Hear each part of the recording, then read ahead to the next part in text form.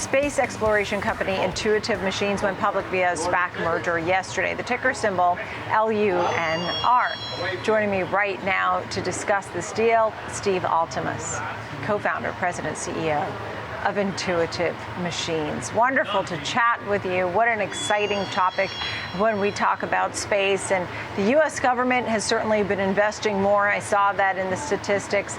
Tell us a little bit about the company. Good afternoon, Nicole. Yes, the company's incredibly excited to begin trading on Tuesday of this week. We've had our bell ringing ceremony this morning at Times Square. It was fantastic. Yeah, the company is a diversified space exploration company, and what we're focused on is building the critical infrastructure to enable an economy around the moon. We were founded in 2013, and in 2018, the U.S. policy changed to put the moon of strategic interest to the United States, which means significant investment by the United States is being poured into the U.S. economy to instigate commercial companies to actually fly to the moon and begin to installing the infrastructure necessary for sustained human presence on the moon.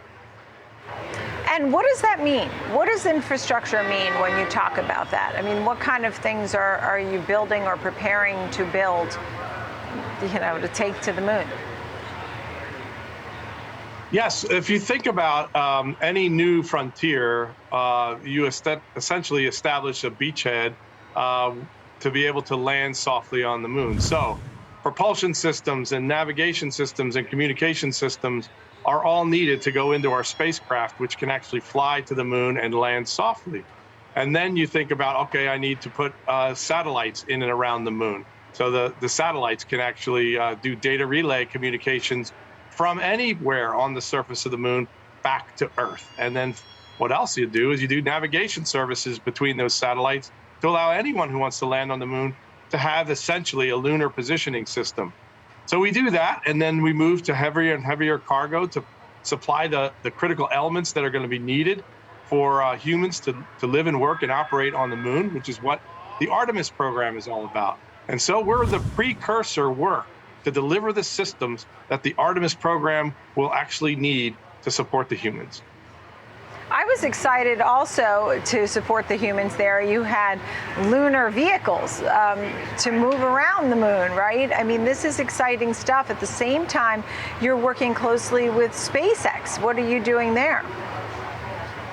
Yeah, with SpaceX, we have a great relationship with. We buy their Falcon 9 5500 rockets.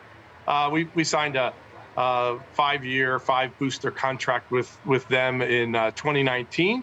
And so they provide the launch access, and they throw us out into an orbit that's a very high elliptical orbit out far from Earth.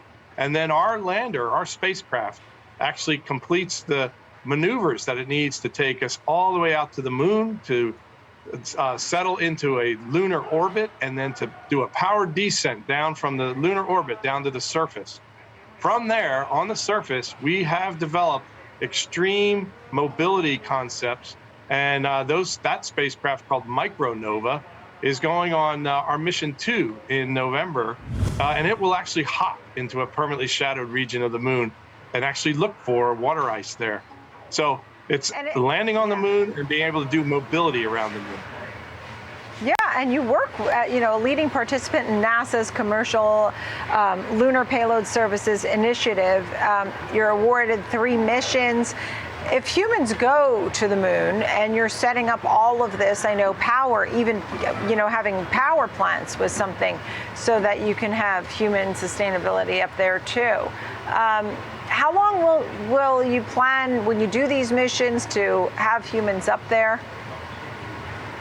So the Artemis program is made up of several different features within NASA or budget line items. One is to do the science and discovery, to learn about the environment of the moon.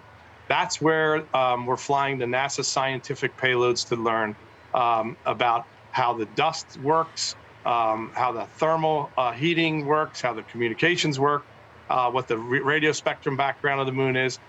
But also the next one is, what are the technologies where we don't quite yet have the systems, like in surviving the cold of lunar night, in investing in those technologies is what NASA's already interested in. And then there's the human missions themselves and the equipment that it takes, like this lunar spacesuit or the human lunar lander.